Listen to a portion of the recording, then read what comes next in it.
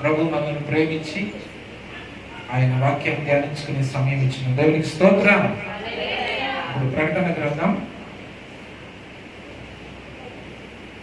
22వ అధ్యాయం చదవండి. ఎవరైనా మైక్ లో ఎవరైనా చదివితే బాగుంటుంది.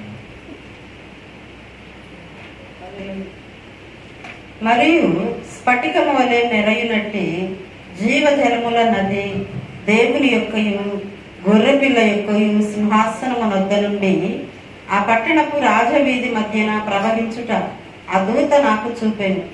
ఆ నది యొక్క ఈవలను ఆవలను జీవవృక్షముండెను. అది నెల నెలకు ఫలించుచు 12 కాపులు కాయును. ఆ వృక్షము యొక్క ఆకులు జనములను స్వస్థపరచుటకై వినియోగించును. ఇక మీదట శాపగ్రస్తమైనదేదియు దానిలో ఉండదు. దేవుని యొక్కయు గొర్రెపిల్ల యొక్కయు సింహాసనము దానిలో ఉండును. ఆయన దాసులు ఆయనను సేవించుచు ఆయన ముఖ దర్శనము చేయుచుందురు. ఆయన నామము వారి నొసళ్ళ యందుండును. రాత్రి ఇక ఎన్నడను ఉండదు. దీపకాంతి అయినను సూర్యకాంతి అయినను వారికి అక్కరలేదు. దేవుడైన ప్రభువే వారి మీద ప్రకాశించును. వారు యుగయుగములు రాజ్యము చేయుదురు. మరియు ఆ దూత ఇలాగు నాతో చెప్పాను, ఈ మాటలు నమ్మకములను సత్యములునై ఉన్నవి. ప్రవక్తల ఆత్మలకు దేవుడగు ప్రభువు త్వరలో సంభవింపవలసిన వాటిని తన దాసులకు చూపుటకై తన దూతను పంపెను. ఇదిగో నేను త్వరగా వచ్చుచున్నాను. ఈ గ్రంథములోని ప్రవచన వాక్యములను గైకొనువాడు ధన్యుడు. యోహానను నేను ఈ సంగతులను వినినవాడను చూచినవాడను. నేను విని చూచినప్పుడు వాటిని నాకు చూపుచున్న దూత పాదముల ఎదుట నమస్కారం చేయుటకు సాగిలపడగా అతడు, వద్దు సుమి, నేను నీతోనూ ప్రవక్తలైన నీ సహోదరులతోనూ ఈ గ్రంథమందున్న వాక్యములను గైకొను వారితోనూ సహదాసుడను దేవునికి నమస్కారం చేయమని చెప్పాను.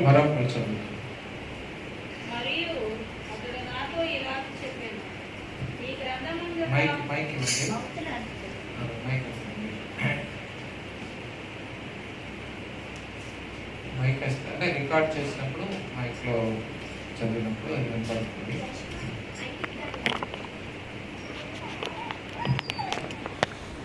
స్తోత్రం. హల్లెలూయా.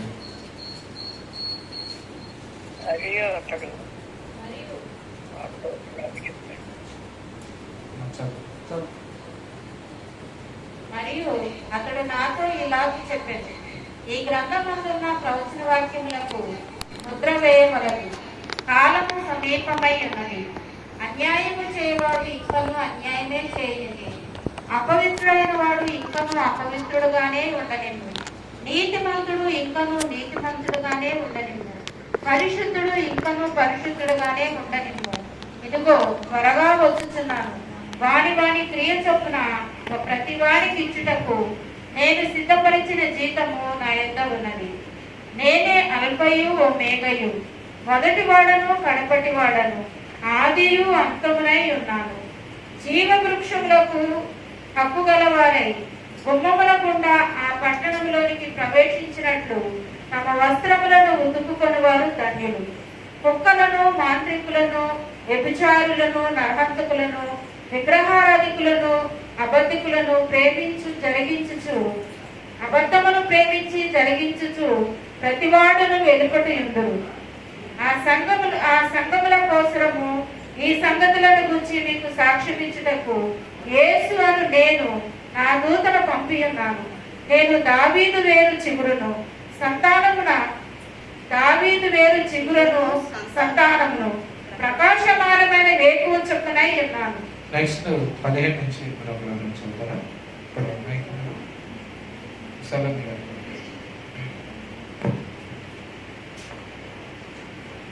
ఆత్మయు పెండ్లి కుమార్తెయు రమ్ము అని చెప్పుచున్నారు. వినువాడును రమ్ము అని చెప్పవలనని దప్పగిన వాని రానుము, ఇచ్చేయించు వాణ్ణి జీవజలమును ఉచితముగా పుచ్చుకొనినెను.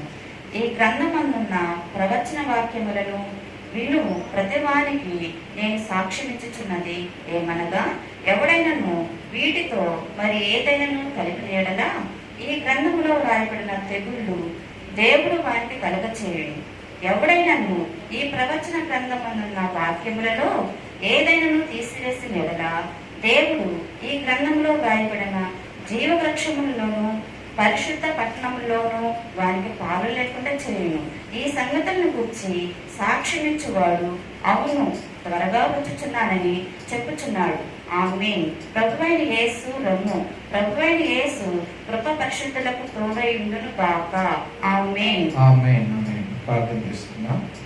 తండ్రి, పరిశుద్ధుడైన మా ప్రభువా, మీ పరిశుద్ధ నామానికి వందనాలు. ఈ సమయంలో చదవబడిన లేఖన భాగాన్ని మా కొరకు దీవించి మేము నేర్చుకునే ప్రతి మాట మీరు మాకు బోధించి మాతో మాట్లాడండి. మీ సన్నిధి ఆశీర్వాదాలు మీరు మాకు దయచేయండి. దేవానామదగిన దేవుడు ఇంతవరకు తోడుగా ఉన్నారు. మీకు స్తోత్రం. మీ కృపలో మమ్మల్ని భద్రపరిచి ఆశీర్వదించండి. నీతిమంతులకు పరిశుద్ధమైన తండ్రి, నీ పాదాలకు స్తోత్రములు. ప్రభా, ఇదిగో ఈ ప్రకటన గ్రంథంలోని 22వ అధ్యాయంలో మేము చివరి అధ్యాయానికి వచ్చాం. ఇంతవరకు నాయన మీరు మమ్మల్ని నడిపించారు. అనేక సంగతులు మేము ధ్యానం చేశాం.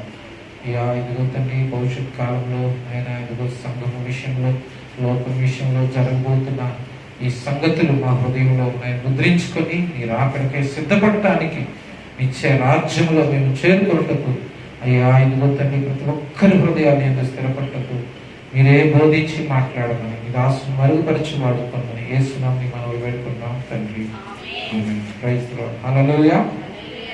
అందరూ 10 నిమిషాలు శ్రద్ధగా దేవుని మాటలు విందాం. దేవునికి స్తోత్రం చెప్తాం. హల్లెలూయా. మన ప్రభునందు పిల్లరా, పోయిన వారం మన పరలోక పట్టణాన్ని గురించిన విషయాలు మనము ధ్యానం చేస్తూ వచ్చాం. ఆ పరలోక పట్టణము నూతన యెరూషలేము.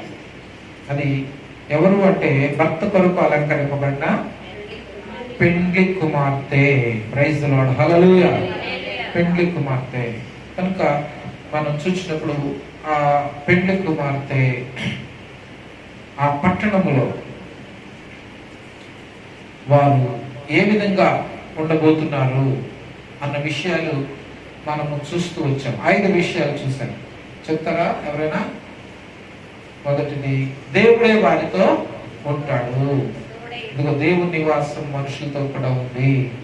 దేవుడు వారికి తోడుగా ఉంటాడు. రెండవది, అక్కడ ఎలాంటి పరిస్థితులు ఉంటాయంటే ఏ దుఃఖము, ఏడ్పు, మరణము ఇక ఉండదు. తర్వాత అక్కడ ఆయన నమ్మిన విశ్వాసులు ఉంటారు, ఆయన ప్రజలు ఆయనతో ఉంటారు. తర్వాత మనం చూసినప్పుడు ప్రభుత్వ పిల్లగా అక్కడ అన్ని కొత్త సంగతులు ఉంటాయి. ఏమంటే చెప్పండి? అన్ని సమస్తము నూతనమైనవిగా దేవుడు చేశాడు. ఆ తర్వాత ఇంకా అక్కడ ఎవరుంటారంటే 8వ వచనంలో మనం చూసినట్లుగా అవిశ్వాసులు అనేవారు, పాపులు అనేవారు ఉండరు. దేవునికి స్తోత్రం చెప్తాం గట్టిగా. హల్లెలూయా. తర్వాత మనము ఆ పరలోక పట్టణాన్ని గురించిన కొన్ని విషయాలు మనం చూసాం. ఏం చెప్పండి? పోయిన వారం పరలోక పట్టణాన్ని గురించిన విషయాలు మనం చూసాం.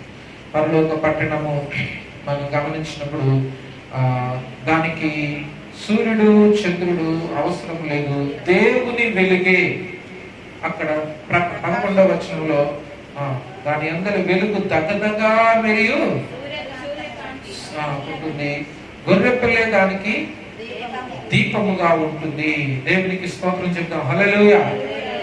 23వ వచనం ప్రకారంగా ఆ పట్టణంలో ప్రకాశించడానికి ఇక సూర్యుడైనా చంద్రుడైనా అవసరం లేదు. తర్వాత మనం ఏం చూసామంటే దాని యొక్క గోడలు చాలా ఎత్తైనవి. చూస్తే అవి 12 ముత్యములతో ఏం చేయబడ్డవి? 3 వైపులా. ఆ పట్టణం ఎలా ఉంది అంటే దాన్ని ఏమంటారంటే క్యూబ్ అంటే 4 వైపులుగా ఉంటుంది కనుక క్యూబ్ అంటే ఇప్పుడు మనం చూస్తే పిల్లలు ఇప్పుడు కలర్స్ ఉండి ఆడటానికి 4 వైపులుగా ఆడతారు చూస్తారు. దాన్ని ఏమంటారంటే క్యూబ్ అంటారు కదా. క్యూబ్ అని అంటారు. దేవునికి స్తోత్రం చెప్తాం. హల్లెలూయా. కనుక మనం గమనించాల్సిన విషయం ఏంటంటే పరలోక పట్టణము అలాగే స్వచ్ఛముఖముగా ఉన్నట్లుగా దాని పొడవు వెడల్పుతో సమానముగా ఉన్నట్లుగా మనము చూస్తున్నాం. అది ఎంత వెడల్పు ఎంత పొడవు ఉంటుందంటే 1500 మైల్స్ అని చెప్పబడింది. ఎంత చెప్పండి? 750 కోసులు అంటే 15 కోర్స్ అంటే 2 మైళ్ళు అంట. అంటే 2253 కిలోమీటర్లు.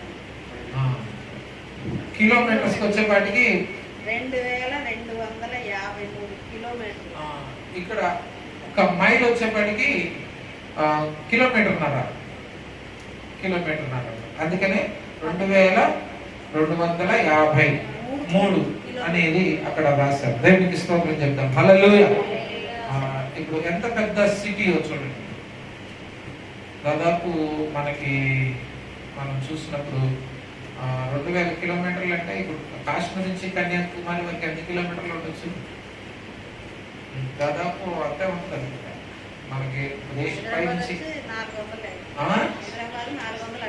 హైదరాబాద్ 250 కిలోమీటర్లు, వైజాగ్ 400, ఇటు చెన్నై 400, మన విజయవాడ నుంచి. దేవునికి స్తోత్రం చెప్తాం. హల్లెలూయా. కనుక మనం చూడండి అంత పెద్ద సిటీగా దాని యొక్క పరిమాణాన్ని గురించి చెప్తూ వచ్చారు.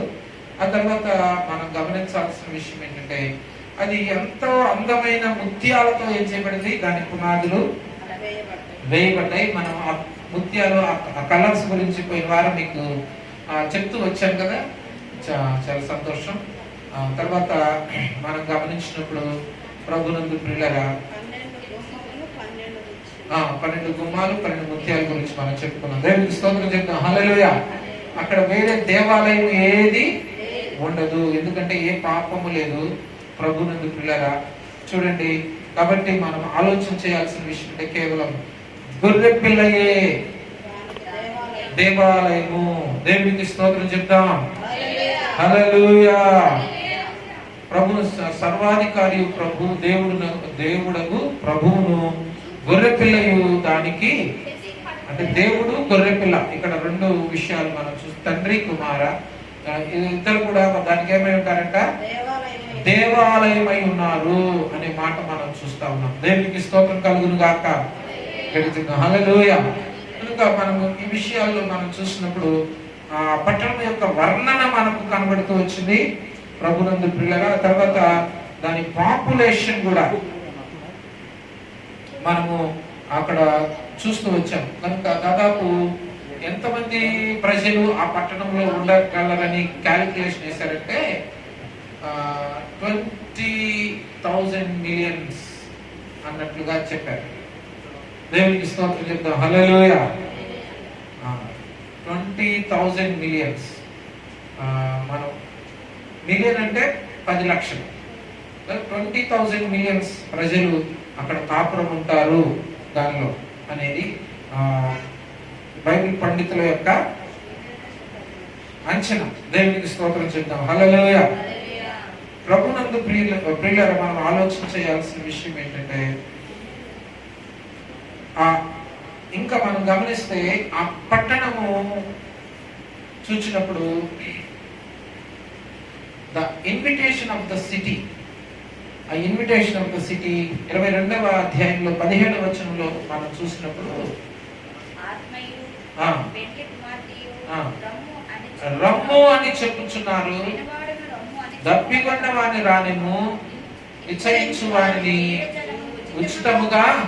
కనుక దాంట్లోనికి మరి అందరూ రావచ్చు అనేది ఈ రోజు మనం చూస్తే మరి అంత గొప్ప అందకరమైన ఆహ్లాదకరమైన చూడండి, గొప్ప చూడండి మహిమతో నిండిన ఆ నగరంలో మరి యేసు గారి పాటలో ఒక చక్కటి పాట ఉంది కదా, నూతన యెరూషలేము దిగి వచ్చుచున్నది, పెళ్లి కుమార్తె వలె మహిమతో నిండి. నూతన యెరూషలేము దిగి వచ్చుచున్నది, పెళ్లి కుమార్తె వలె మహిమతో నిండి. స్వర్గము నందున్న సీయోను యొక్క వచ్చిన పాటలో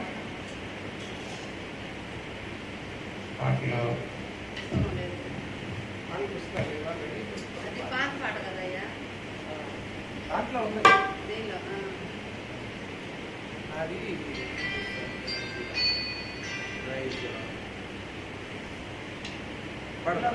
పల్లవి చరణం పడదాం. ఉన్న వాళ్ళందరూ పాటలు తీయండి. దేవునికి స్తోత్రం చెప్పండి. నీరసంగా కాదు, కొద్ది గట్టిగా. హల్లెలూయా. దేవునికి స్తోత్రం. ఎన్నో నెంబర్ పాట చేయాలి అమ్మా? మూడో నెంబర్. ఓకే. నూతన యెరూషలేము, నూతన యెరూషలేము పట్టణము పెండ్లికై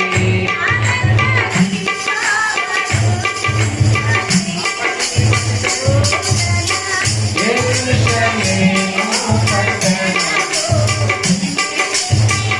అలంకరింపబడుచున్నది. దైవ నివాసము మనుషులతో కూడా ఉన్నది.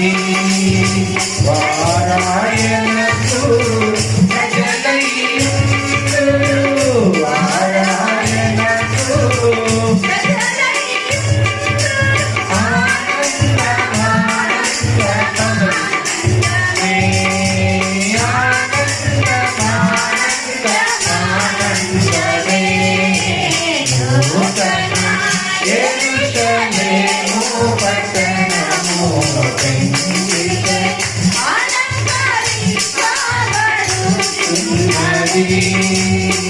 ఆదియు నేనే అంతము నేనై ఉన్నాను.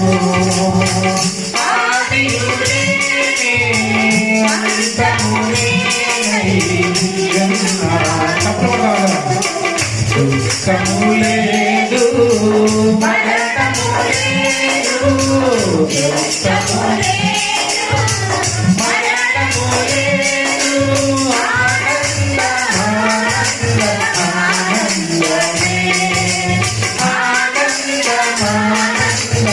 ఆనందమే. నూతన యెరూషలేము పట్టణము పెండ్లికై అలంకరింపబడుచున్నది. అసహ్యమైనది, నిషిద్ధమైనది చేయువారు. అసహ్యమైనది, నిషిద్ధమైనది చేయువారు. ఎవరు దానిలో లేరు, ఎవరు దానిలో లేరు. ఆనందమే,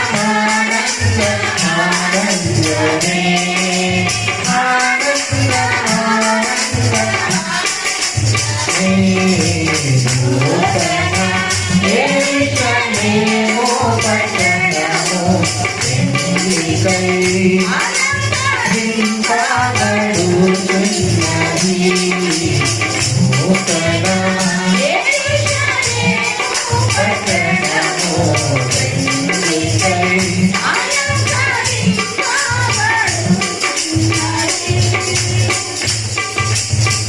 హల్లెలూయా.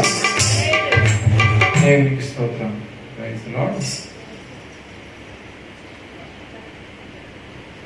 జూమ్ పెట్టండి ఆయన. సరే.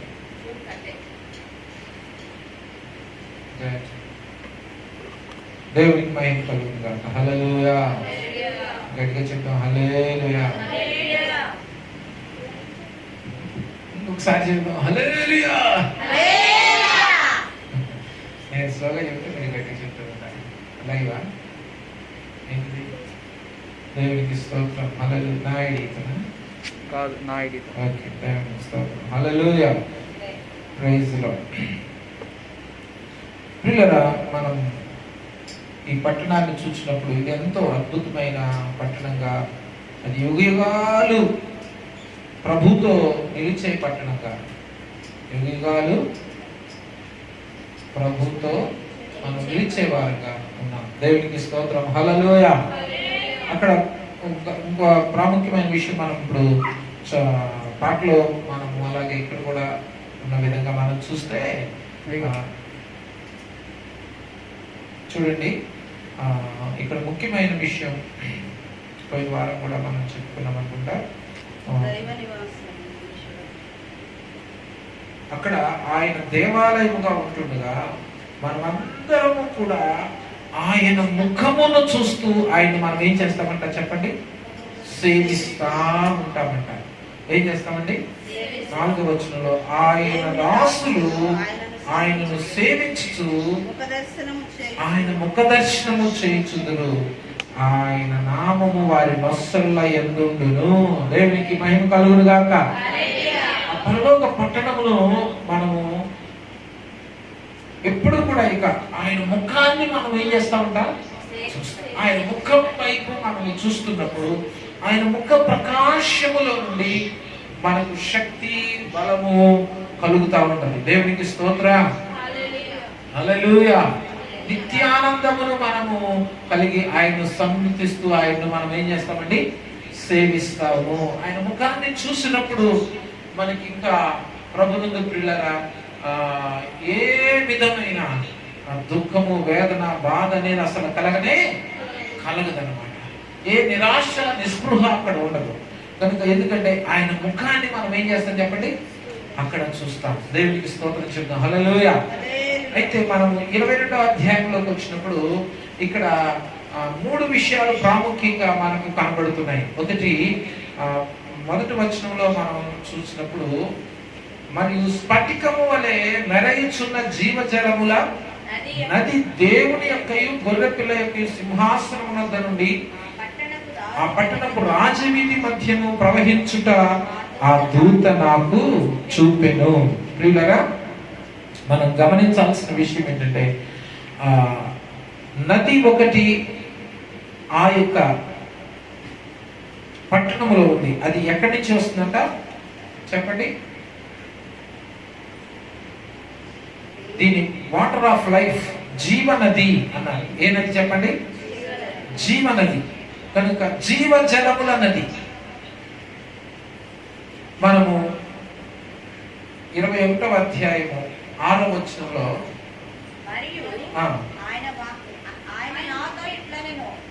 మరియు ఆయన నాతో ఇట్లనెను, సమాప్తమైనవి నేనే అల్ఫా ఒమేగయు, ఆదియు అంతమునై ఉన్నాను. దప్పికొని వానికి జీవజలముల బుగ్గలోని జలములను నేను ఉచితముగా అనుగ్రహించును. దేవునికి స్తోత్రం చెప్తాం, హల్లెలూయా. ఇక్కడ జీవ జలముల బుగ్గలోని జలమును నేను ఉచితముగా అనుగ్రహిస్తాను. ఇదే మాట మనం ఇందాక చదువుకున్నాం కదా, 22వ అధ్యాయం 17వ వచనంలో కూడా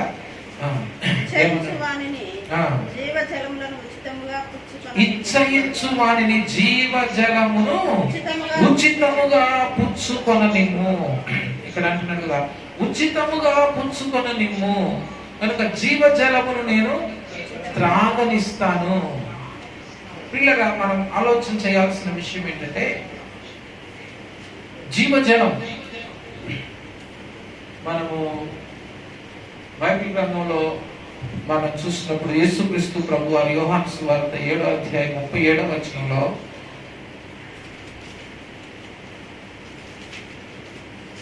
ఏడవ అధ్యాయం 37వ వచనం,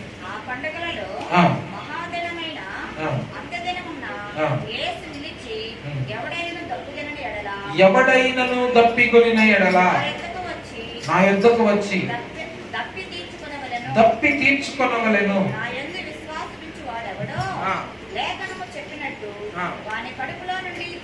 వాని కడుపులో నుండి జీవజల నదులు. ఇక్కడ ఏమన్నాడు చెప్పండి? జీవజల నదులు. దేవునికి స్తోత్రం చెప్తాం గట్టిగా, హల్లెలూయా. తర్వాత మనం చదివితే అక్కడ ఏమని రాయబడిందంటే, యేసు ప్రభు దేని గురించి మాట చెప్పాడని రాయబడి, తన యందు విశ్వాసం ఉంచబోవారు పొందబోవు ఆత్మను గురించి ఆయన ఈ మాట చెప్పెను. దేవునికి స్తోత్రం చెప్తాం గట్టిగా గట్టిగా, హల్లెలూయా. ఇక్కడ మనం గమనించాల్సిన ప్రాముఖ్యమైన విషయం ఏంటంటే, పరలోకం మనము వెళ్ళినప్పుడు అక్కడ ఒక జీవజల నది ఉంది. అది ఎక్కడి నుంచి ప్రవహిస్తుందంట చెప్పండి? చెప్పండి. దేవుని యొక్క సింహాసనము యొద్ద నుండి. చూస్తున్నారా మీరు? చెప్పండి. గొర్రెపిల్ల దేవుని యొక్క గొర్రెపిల్ల యొక్క సింహాసనము యొద్ద నుండి. అందరూ ఎక్కడ ఉన్నట్టున్నారు? ఇక్కడే ఉన్నారా? స్తోత్రం చెప్పండి. Praise the lord. మీ మనసులో ఆదివారం కదా కొద్దిగా అటు ఇటు వెళ్తా ఉంటాయి. టైం అయిపోయింది, పాస్టర్ గారు వదిలితే కదా కూర వాసన టేస్ట్ పోతుంది, వేడి తగ్గిపోతుంది. స్తోత్రం. హల్లెలూయా. 1:30కి వదిలేయాలని చాలా ప్రయత్నాలు చేస్తున్నా, దానికి మీరు తొందరగా సహకరించండి. స్తోత్రం చెప్తాను గట్టిగా. హల్లెలూయా. వీళ్ళ జీవజల నది. ఇక్కడ దేని గురించి చెప్పాడు యేసు ప్రభువు వారు? కనుక పరలోకములో మన సహవాసము తండ్రితో కూడాను, ఆయన కుమారుడైన యేసుక్రీస్తుతో కూడాను, ఆయన అనుగ్రహించిన పరిశుద్ధాత్మతో కూడాను ఉంటుంది. దేవునికి స్తోత్రం. దేవుని సింహాసనము నుంచి అది ప్రవహిస్తుంది.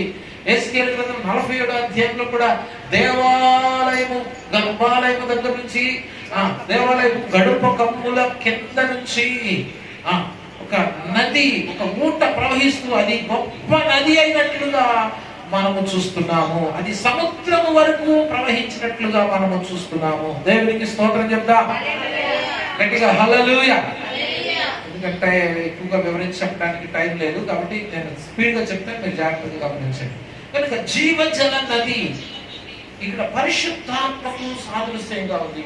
కనుక అక్కడ మనం అందరము దేవుని ఆత్మతో ఎప్పుడు కూడా నింపబడిన వారుగా, దేవుని ఆత్మ కలిగిన వారుగా, దేవుని యొక్క అభిషేకం కలిగిన వారుగా మనం ఉంటాం. దేవునికి స్తోత్రం. దేవుని అభిషేకం కలిగి ఉంటే ఏం జరుగుతుంది చెప్పాలి. యోహాను రాసిన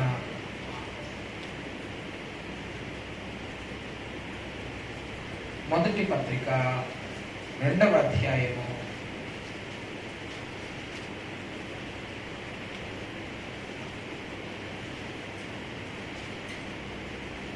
చెప్తే నేను ఎంత తీపిచ్చే ఉన్నా, టైం కలిసి వచ్చేది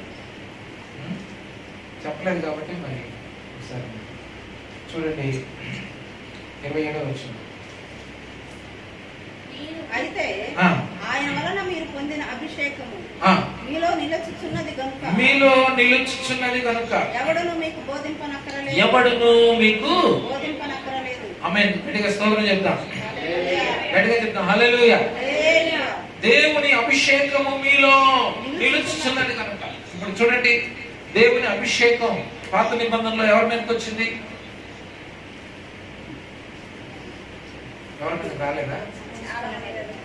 ఎవరో చెప్పండి. పాత నిబంధనలో సంఘం మీదకి వచ్చిందా? మా పాత సంఘం అంటే ఇశ్రాయేలీయులు.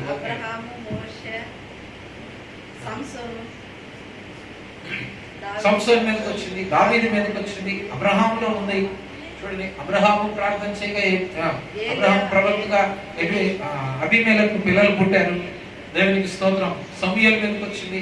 కనుక మనం గమనించాల్సిన విషయం ఏంటంటే, వారు ఎప్పుడైతే దేవుని ఆత్మ వారి మీదకి వచ్చిందో మానవ రీత్యా చేయలేని అద్భుత కార్యాలు, సాహస కార్యాలు వారు చేయగలిగారు. దేవునికి స్తోత్రం. హల్లెలూయా. మరి ఈ దినాల్లో మనకు దేవుని అభిషేకం మనకు చాలా అవసరం. దేవుడు ముఖ్యంగా కృత నిబంధన కాలంలో ఇదిగో చూడండి, తండ్రి వాగ్దానమును మీరు కనిపెట్టండి, మీరు పరిశుద్ధాత్మ మీ మీదకి వచ్చినప్పుడు మీరు శక్తి పొందుతారు అని చెప్పారు. కాబట్టి ఎప్పుడైతే మనం శక్తి పొందుతామో దేవుని కొరకు సాక్షులుగా నిలబడటానికి, దేవుని కొరకు చూడండి, మరి మనము చేయలేని కార్యాలు పరిశుద్ధాత్మ మన ద్వారా జరిగిస్తాడు. అపోస్తులు దేవుని ఆత్మ చేత నింపబడి రోగులను స్వస్థపరిచారు, దయ్యాలను వెళ్ళగొట్టారు, అద్భుతాలు, స్వస్థతలు, మహత్కార్యాలు, సూచక్రియలు పౌలు చేత విశేషమైన అద్భుతాలు దేవుడు చేయించాడని మనం చూస్తున్నాం. ఎందుకు బట్టి ఎప్పుడైతే దేవుని ఆత్మ అభిషేకం ఎవడు మనకు బోధించనక్కర్లేదు. కనుక దేవుని ఆత్మ అన్ని విషయాలు మనకేం చేస్తారండి, బయలుపరుస్తారు. ఇక పరలోకం వెళ్ళిన తర్వాత ఇప్పుడు మనకు అనేక డౌట్లు ఉంటాయి, చాలా డౌట్లు. దేవుడు ఇది ఎందుకు అలా చేశాడు, అది ఎందుకు అలా చేశాడు, అట్లా ఎందుకు చేశాడు, ఇట్లా ఎందుకు చేశాడు. అక్కడికి వెళ్ళినాక దేవుని అభిషేకంతో అందరూ నింపబడతారు కాబట్టి ప్రతి రహస్యం మీకేమైపోతాయి, బయలుపరచడం రివీల్ అయిపోతుంది. దేవునికి స్తోత్రం. చూడండి, ఆ జీవజల నది ఆయన సింహాసనము యొక్క నుండి ఏం చేస్తుందంట? ప్రవహిస్తుంది. దేవునికి మహిమ కలుగును గాక. లివింగ్ వాటర్ ప్రభునందు ప్రియులారా, ఆ నీరు ఎలాంటిదంటే ఆ స్ఫటికమైన స్ఫటికము వలె మెరయునట్టి, అంటే దాంట్లో ఏం లేదంటే అది pure water, crystal and clean. కనుక మనం చూస్తే ప్రభునందు ప్రియులరా గమనించాల్సిన విషయం ఏంటంటే, అంటే శుద్ధమైనది, అంటే పరిశుద్ధాత్మ, పవిత్రాత్మ అది శుద్ధమైనది అన్న సంగతి మనము చూస్తా ఉన్నాం. ఆయన పవిత్రాత్మ కనుక ఆయన సింహాసనుడు అది ప్రవహిస్తా ఉంది. ఆ తర్వాత మనం గమనించాల్సిన విషయం ఏంటంటే, flood by the trees of life, అంటే అది ప్రవహిస్తా ఉన్నప్పుడు ఆ నదికి ఆవల ఇవల ఏమని అంట? జీవవృక్షాలు. అది ప్రవహిస్తా ఉంటే జీవవృక్షాలు ఉన్నాయి. దేవునికి స్తోత్రం చెప్తాం. హల్లెలూయా. అది చూడండి, పరిశుద్ధులు drank by believers in the new haven.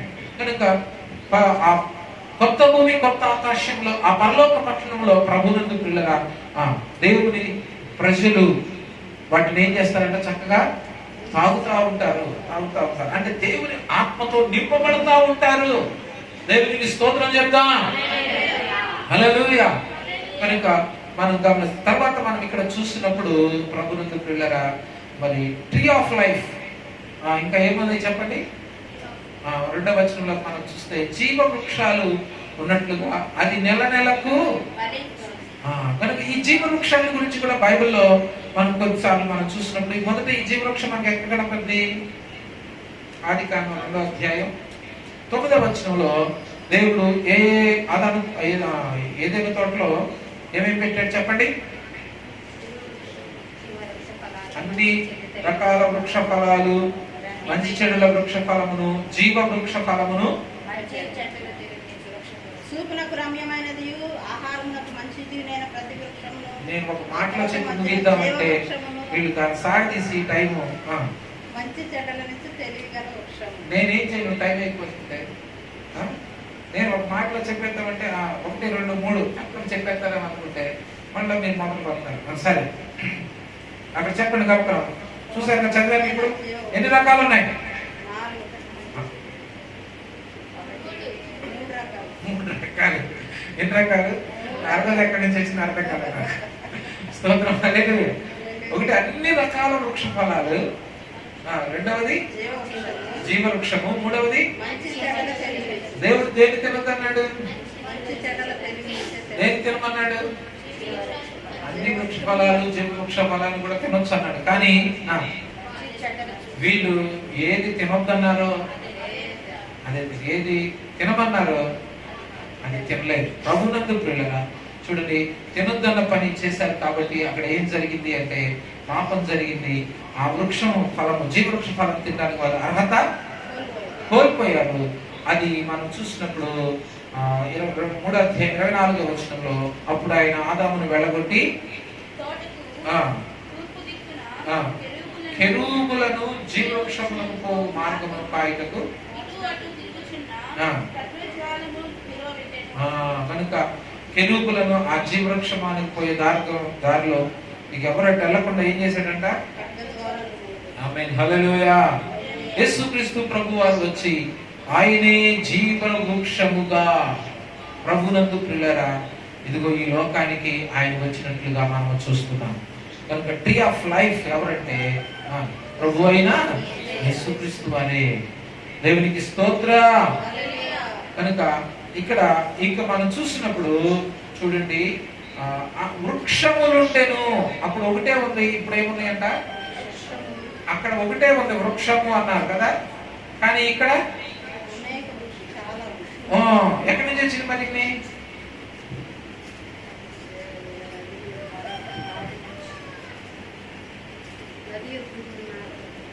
అప్పుడు దేవుని ఆత్మ ప్రభువులో ఒక్కళ్ళలోనే ఉండేది.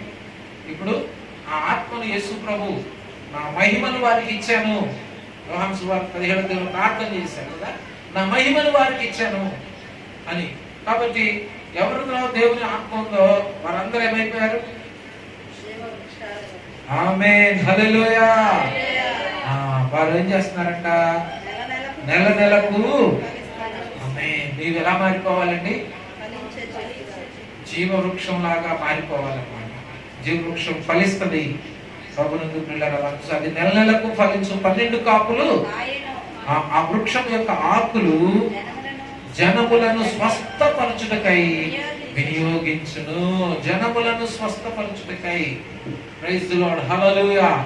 అంటే ఆ జనమును స్వస్థపరచడానికి అంటే ఇక్కడ అర్థం ఏంటంటే ఆ రోగమైన దుఃఖమైన ఏది ఉండదు అని పైన రాయబడింది కదా. ప్రభునందు పిల్లరా, మనం చూస్తే మరణమైన వేదనైనా ఏది ఉండదు అని మనం చూస్తున్నాం కదా. కాబట్టి మరి స్వస్థపరచడం ఏంటి అని మనం ఆలోచించవచ్చు. ఈ నూతన భూమి, నూతన యెరూషలేములో మనం ఆలోచన చేయాల్సిన విషయం ఏంటంటే ఈ సంఘము ఆ పట్టణంలో ఉంటుంది. ఇంకా ప్రజలు ఉంటారు. వారు ఏ ప్రజలు ఎవరు అనేది తెలియదు మనకి. దేవుడు నూతన ఆకాశంలో, నూతన భూమి మీద ఏం పెట్టాడు? సంఘాన్ని పెట్టాడు. అంటే నూతన యెరూషలేమును పెట్టాడు. అది ఒక సిటీ లాగా ఉంటుంది. ఇంకా ఆ భూమి మీద జనాలు ఉంటారు. వాళ్ళు ఏ జనాలు, ఎవరు? ఒకవేళ వీళ్ళని ఏలియన్స్ అంటారా, ఇంకా కొంతమందిని దేవుడు చేశాడా అని ఆలోచన మనకు ఒకవేళ ఉండొచ్చు. ఎందుకంటే అక్కడ మనం చూసినప్పుడు 21 అధ్యాయం 24వ వచనంలో జనములు దాని వెలుగునకు సంచరిస్తారు, భూరాజులు తమ మహిమను దానిలోనికి. అంటే మనుష్య జాతి సంఘము ప్రభునందు పిల్లరా. చెప్పండి, దేవునికి స్తోత్రం చెప్పండి. అమ్మ ఒక 5-10 నిమిషాలు ముగించేస్తాను నేను. వర్షం పట్టి బట్టలు బయట ఎవరప్పుడు వెళ్ళరండి, ఇబ్బంది అయితే వెళ్ళరండి. దేవునికి స్తోత్రం చెప్తాం. హల్లెలూయా. గట్టిగా చెప్పండి, హల్లెలూయా. ప్రభునందు పిల్లరా, మనం ఆలోచన చేయాల్సిన విషయం ఏంటంటే ఇక్కడ మనం గమనించినప్పుడు చూడండి, మరి ఆకులు జనములను ఏం చేస్తాయంట? స్వస్థపరుస్తాయి, స్వస్థపరుస్తాయి. దేవుడు ఇప్పటికే ఆ కార్యాన్ని భూమి మీద జరిగిస్తా ఉన్నాడు. ఇదిగో నా నామం మీద రోగులను మీద చేతులు ఉంచితే మీరు ఏమైపోతారు? ఆమేన్, హల్లెలూయా. గట్టిగా చెప్తాం, హల్లెలూయా. కనుక ఆ కాలంలో ప్రభునందు పిల్లరా, ఇదిగో ఈ సంఘాన్ని మనుషులు ఆ చుట్టూ చూడండి, వేరే ఏ జనాలైనా ఎవరైనప్పటికీ వారిని చూడగానే, ఆయన మహిమను చూడగానే వారిలోనికి ఆరోగ్యం వచ్చేస్తుందట. చూడండి, ప్రభునందు పిల్లరా, మనం అక్కడ ఆలోచన చేయాల్సింది ఇక్కడ రోగము కాదు కానీ శక్తి పొందుతారు, బలము పొందుతారు, ఆనందం పొందుతారు. దేన్ని చూసినప్పుడు అంటే సంతోషిస్తారు. చూడండి, ఈ జీవ వృక్ష ఫలములను, దీని కాయలు, దీని యొక్క ఆకులు ఏం చేస్తాయి చెప్పండి? స్వస్థతకు, ఆహారానికి ఉపయోగపడతాయి. దేవునికి స్తోత్రం చెప్తాం. Praise the lord. గట్టిగా చెప్పాలి, హల్లెలూయా. కనుక మనం గమనించాల్సిన విషయం ఏంటంటే దేవునికి స్తోత్రం, హల్లెలూయా. ప్రభునందు ప్రియులరా, నెల నెల ఎప్పుడు కూడా ఎవరైతే నెల నెల అంటే ఇక్కడ మరి అక్కడ కూడా టైమింగ్ అనేది పరలోకంలో కూడా ఉంటుందా? ఆ పట్టణాన్ని దర్శించడానికి జనాలకు ఒక సమయం అనేది ఇస్తారా? చూడండి, జనులు అనే వాళ్ళు ఆ పట్టణానికి కూడా వచ్చి చూడండి మరి సందర్శించడానికి, సంచరించడానికి అవకాశము వచ్చినప్పుడు ప్రభునందు పిల్లరా, ఈ విధంగా వారు గొప్ప నెమ్మది, సంతోషము, గొప్ప ఆనందాన్ని పొందుతారు అన్న విషయాన్ని మనం గమనిస్తాం. కనుక మనము ఇక్కడ నెల నెల అంటే అక్కడ కూడా నెలలు ఉంటాయా? కింద మనం వచ్చిన భాగాల్లో చూస్తే వారు యుగ యుగములు రాజ్యము అంటే అక్కడ కూడా ఒక టైమింగ్స్ ఉన్నట్లుగా మనకు కనబడుతుంది. రోజులు, వారాలు, నెలలు, సంవత్సరాలు ఇలాంటివి కూడా ఉంటాయా ఆ రాజ్యంలో అనేది? ఈ నెల నెల కాపు కాస్తుందనే మాట మనకి ఆలోచన తెప్పిస్తుంది అనే సంగతి ఒకసారి మనం గమనించాలి. దేవునికి స్తోత్రం. అయితే అక్కడ ఏముండదంటే రాత్రి అనేది ఉండదు. రాత్రి అనేది ఉండదు కాబట్టి నిద్ర అనేది అవసరం లేదు. అర్థమైందా? అంటే మనుషులు ఏమైపోవడం, ఈ బాహ్య శరీరం ఉండదు కాబట్టి అక్కడ అలసిపోవటం, నిద్రపోవటం అనేది ఉండదు. దేవునికి స్తోత్రం చెప్తాం. నిత్యం ఆయన వెలుగులో మనం ఏం చేస్తాం? ప్రకాశిస్తూ సంచరిస్తూనే ఉంటాం. అయితే ఇక్కడ మనం చూసినప్పుడు 3వ వచనంలో ఇక మీదట శాపగ్రస్తమైనదేది దానిలో ఉండదు. ఇక్కడ ఏమన్నాడు చెప్పండి? శాపగ్రస్తమైనదేది ఉండదు. ఎందుకంటే గలతీయులకు రాసిన పత్రిక 3వ అధ్యాయం 13వ వచనంలో ఏమని రాయబడిందంటే, క్రీస్తు ధర్మశాస్త్ర ప్రకారంగా శాపమైన మనకు మన కొరకు ఆయన శాపమయ్యాడు. ఒకసారి ఆ మాట చదవండి. గలతీ 3:13 ఆత్మను కూర్చిన వాగ్దానము చదివేయాలి. ఆత్మను కూర్చిన వాగ్దానము విశ్వాసము వలన మనకు లభించినట్లు అబ్రహాము పొందిన ఆశీర్వచనము ద్వారా అన్యజనులకు కలుగుటకై క్రీస్తు మన కోసమే ఇట్లా అయితే నేను ఎప్పుడు మన కోసము శాపమై ధర్మశాస్త్రంలో మన ఏం చేశారంటే దేవునికి స్తోత్రం. మన కొరకు ఆయన శాపం అయిపోయాడు. మన శాపం అంతా ఆయన భరించాడు. మన పాపం అంతా ఆయన భరించాడు. ఇక శాపగ్రస్తమైంది ఏది చెప్పండి? అంటే నష్టపోవటం అనేది అక్కడ ఏమీ ఉండదు. బాధపడటం అనేది అక్కడ ఏమీ ఉండదు. ఏ నష్టము మనకు కలగదు. కనుక ఇప్పుడైతే మనం అయ్యో అలా జరగకుండా ఉంటే నా పరిస్థితి బాగా ఉండేది, ఇలా జరగకుండా ఉంటే ఇంకా బాగుండేది, కనుక అయ్యో అలా జరిగిపోయింది, ఇలా జరిగిపోయింది అని చెప్పి మనకు కలిగిన నష్టాలు, మనకు కలిగిన ఇబ్బందులు బట్టి మనం అంటే శాపగ్రస్తమైంది ఏది, నిన్ను కృంగదీసేది ఏది అక్కడ ఉండదు అనమాట. శాపగ్రస్తమైంది ఏది, నీకు ఏ కష్టము ఏ నష్టము అక్కడ ఉండనే ఉండదు. దేవుని యొక్క గొర్రెపిల్ల యొక్క సింహాసనం అందులో ఉంటుంది. ఏముంటుందని చెప్పండి? ఓ దేవునికి స్తోత్రం, హల్లెలూయా. ఆయన సింహాసనం ఉంటుంది. ఆయన దాసులు ఆయన సేవించు, ఆయన ముఖ దర్శనము చేస్తారు. ఆయన నామము వారి నొస్సల యందు ఉంటుంది. రాత్రికి ఎన్నడూ ఉండదు. దీపకాంతి అయ్యదు, సూర్యకాంతి అయ్యదు వారికి అక్కర్లేదు. ప్రభు వారి మీద 6వ అధ్యాయం త్వరగా నేను ముగించేస్తాను. 2 మాటల్లో ఇదంతా చెప్పేస్తాను, జాగ్రత్తగా వినండి. మరియు ఆ దూత ఇలాగు నాతో చెప్పెను, ఈ మాటలు నమ్మకములు సత్యములైనవి. ప్రవక్తల ఆత్మలకు దేవుడకు ప్రభువు త్వరలో సంభవింపవలసిన వాటిని తన దాసులకు చూపుటకై ఆమేన్ హల్లెలూయా. ఈ మాటలు నమ్మకములను సత్యములై ఉన్నవి. దేవునికి స్తోత్రం కలుగును గాక. కనుక ఇదిగో చూడండి, ఇందులో వ్రాయబడిన